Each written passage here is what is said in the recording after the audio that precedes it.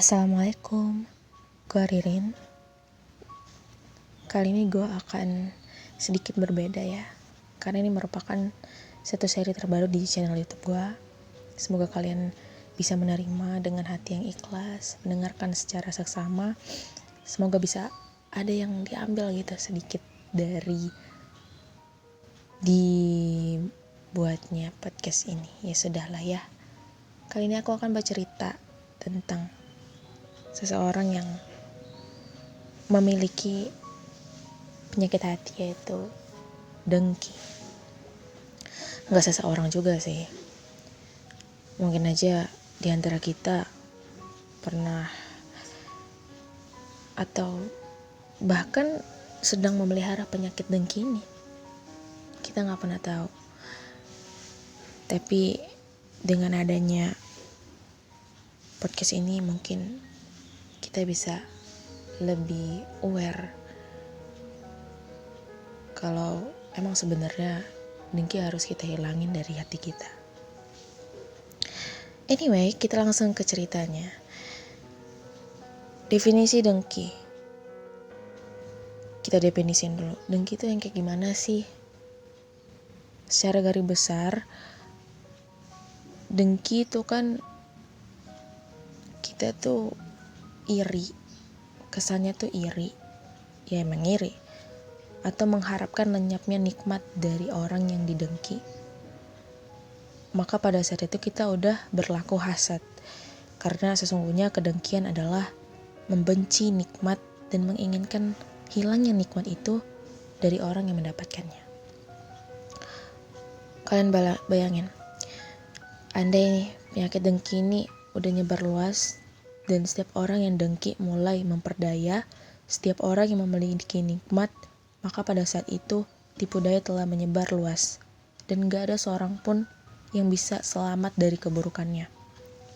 Karena setiap orang adalah pembuat tipu daya dan juga diperdaya.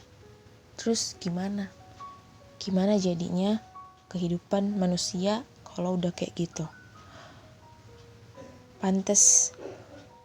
Pantes jika Rasulullah SAW pernah menyebut seseorang sebagai penghuni surga yang lewat di depan sahabat-sahabatnya.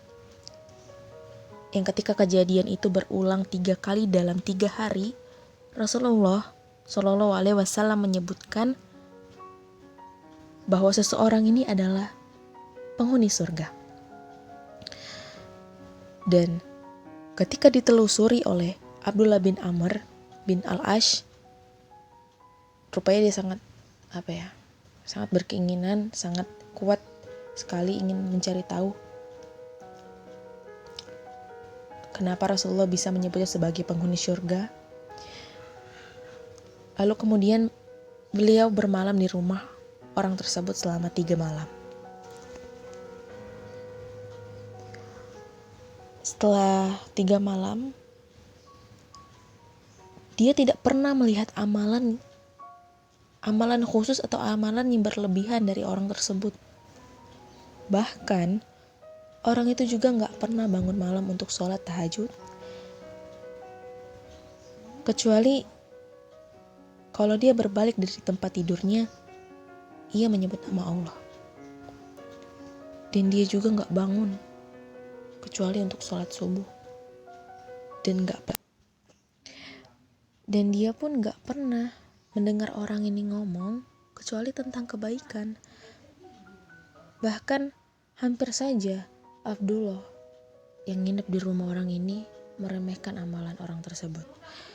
Ketika Abdullah mengatakan bahwa sesungguhnya Rasulullah SAW telah bersabda begini dan begitu, dijelasin semuanya. Kemudian ia bertanya pada orang tersebut, "Wahai fulan, apakah gerangan yang membuatmu mencapai tingkatan tersebut? Apa sih? Amalan apa sih? Kok bisa-bisanya Rasulullah SAW mengklaim kamu sebagai penghuni surga?" Maka orang tersebut menjawab, "Gak ada apa-apa. kecuali apa yang kamu lihat selama ini. Hanya saja, aku gak pernah punya rasa benci, apalagi dengki, sama semua kaum muslimin yang dikasih sama Allah nikmat yang lebih dari aku. Maka dari sinilah Abdullah menemukan jawaban itu. Ia berkata, "Oh, jadi inilah rupanya yang membuatmu mencapai tingkatan itu. Dan itulah yang kami belum bisa mampu untuk melakukannya. Maka demikianlah nikmatnya jika kita dapat menghindarkan diri dari hasad kepada orang lain.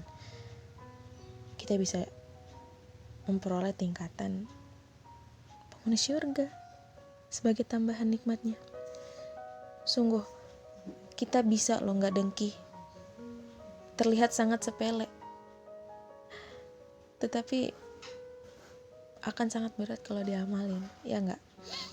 Tapi cukuplah jadi renungan kita bahwa penyebab pembunuhan pertama kali di muka bumi ini aja terjadi karena anak Adam membunuh saudaranya yang disebabkan oleh kedengkian atas nikmat yang dimiliki oleh saudaranya yang lain.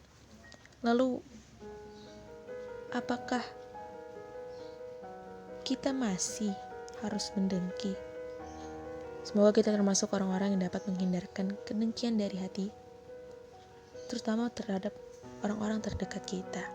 Semoga yang masih mendengarkan podcast ini selalu diberikan keteguhan hati untuk tetap bersyukur kepada Allah.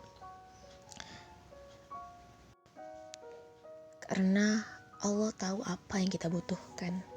Tidak perlu kita lihat rahmat yang diberikan Allah kepada orang lain, tapi fokuslah terhadap apa yang diberikan Allah kepada kita. Syukuri itu selagi ada. Semoga kita bisa sama-sama memperbaiki dan menghilangkan sifat hasad dalam diri kita. Wallahu alam. Gue Ririn. Wassalamualaikum.